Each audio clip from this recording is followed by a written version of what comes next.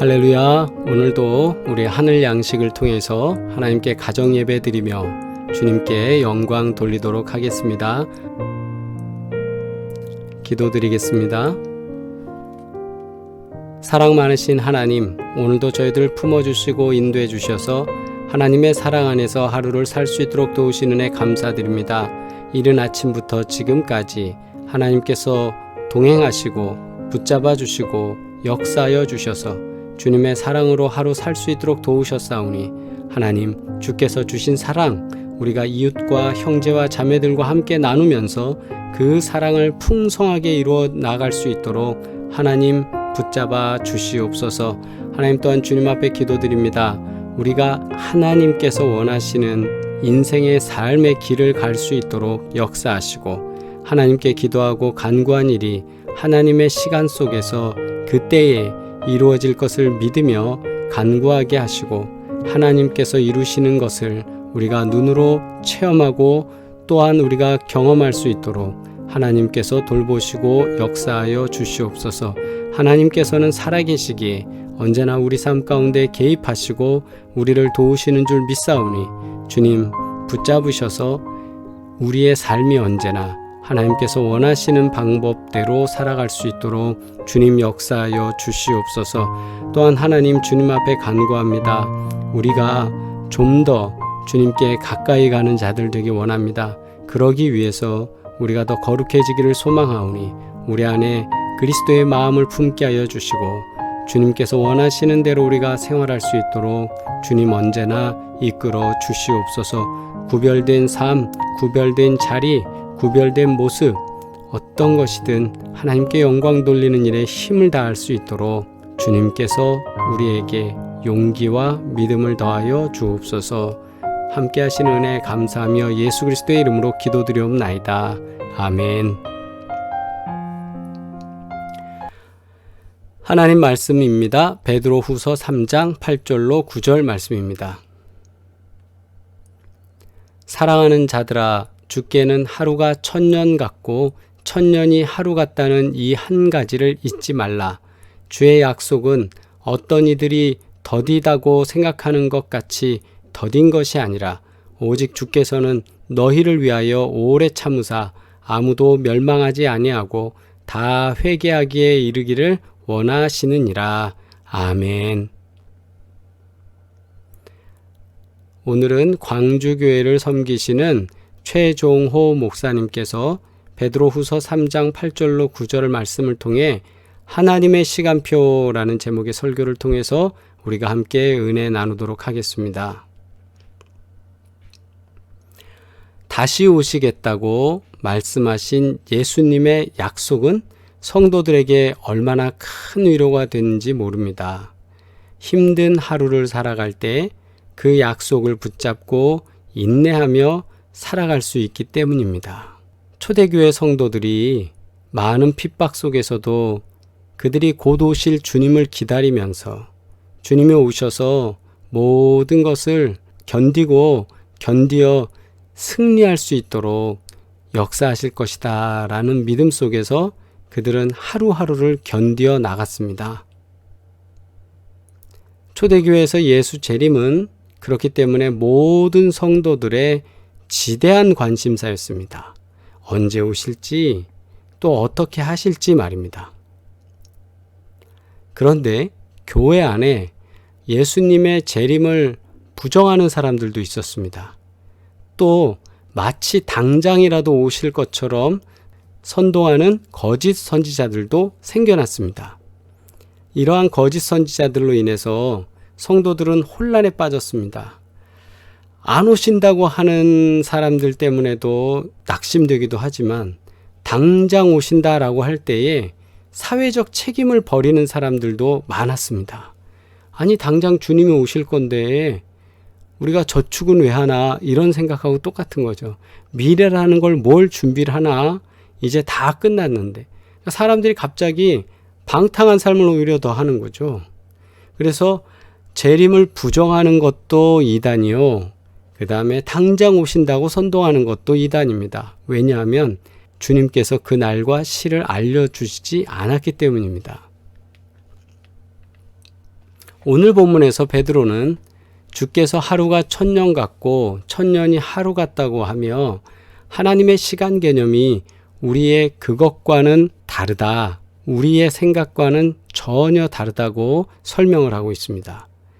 예수님의 재림의 시기가 1000년이 지연된다고 해도 하나님의 영원하심 앞에서 1000년은 단지 하루와 같습니다. 또한 하나님은 짧은 하루의 시간에도 1000년의 시간에 필요한 일들을 하시는 분이십니다. 아멘. 참 이건 놀라운 일인데요. 시간의 어떤 단위에 중요한 것이 아니라 단위성의 중요성이 있는 것이 아니라 그 시간 안에 얼마나 많은 것들이 이루어질 수 있느냐. 1000년 동안에도 하나도 안 이룰 수도 있지만 1분이라는 짧은 시간에도 수많은 것들을 만들 수도 있는 게 하나님의 능력입니다. 아멘.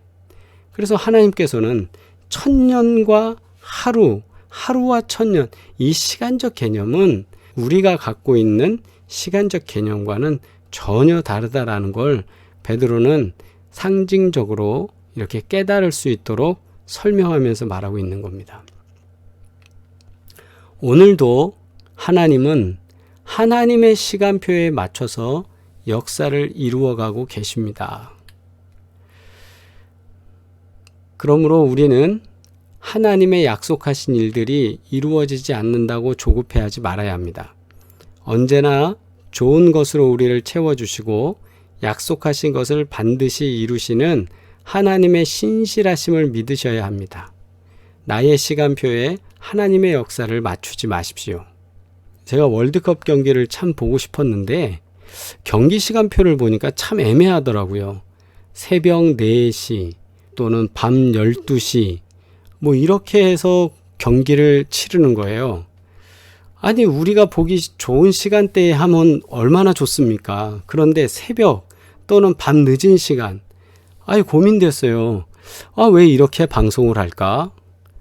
그런데 가만 생각해 보니까 축구에 많은 관심이 있는 유럽 사람들, 그 사람들의 시간에 황금 시간대에 방영해야 더 많은 수익이 날 수 있으니까 방송계에 있는 사람들과 경기를 주관하는 사람들이 물론 그 나라의 경기장 상황도 중요하겠지만 그렇게 조율을 해서 시간을 맞춘다는 걸 나중에 깨닫게 됐어요.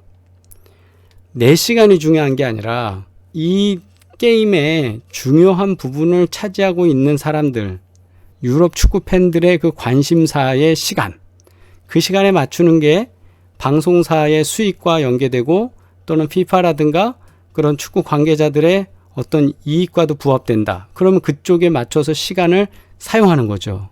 축구 팬들이 많은 그 시간대에 광고 수입과 방송 수입을 위해서 그렇게 맞추는 것처럼 마찬가지로 하나님의 시간표도 우리가 보자면 오히려 하나님의 시간표에 내 삶을 맞추어 나가야 한다는 겁니다.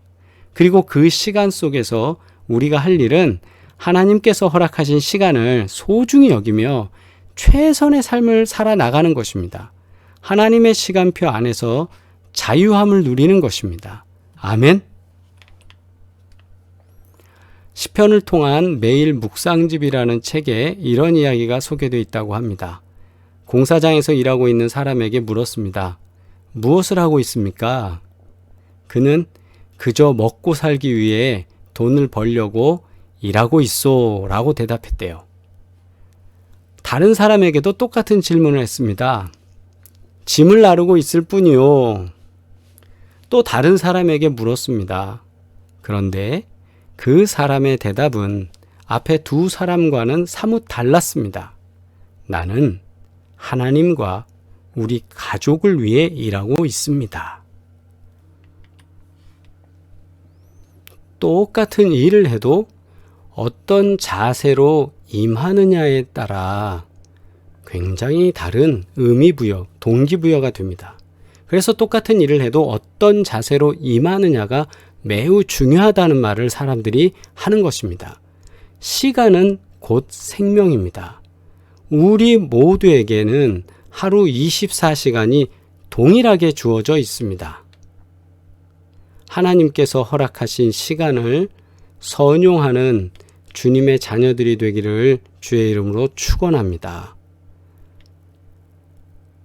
하나님의 시간표에 나의 삶을 맞추고 있는지, 내 시간표에 그냥 아니면 내가 하고 싶은 대로 그 시간표는 무시하고 살아가고 있는지 우리 다시 한번 물으며 우리가 하나님 시간표에 내 삶을 맞춰서 주님께 영광 돌리기를 주의 이름으로 축원합니다. 우리 함께 공동기도 드리겠습니다. 하나님, 내 삶의 모든 시간들이 하나님께서 허락해 주신 것임을 깨닫게 해 주심에 감사와 찬송을 올립니다. 이제 시간의 주인은 하나님이심을 고백하며 언제나 하나님께서 원하시는 모습으로 내 삶을 운영해 갈 수 있도록 인도해 주옵소서. 예수님의 이름으로 기도합니다. 아멘.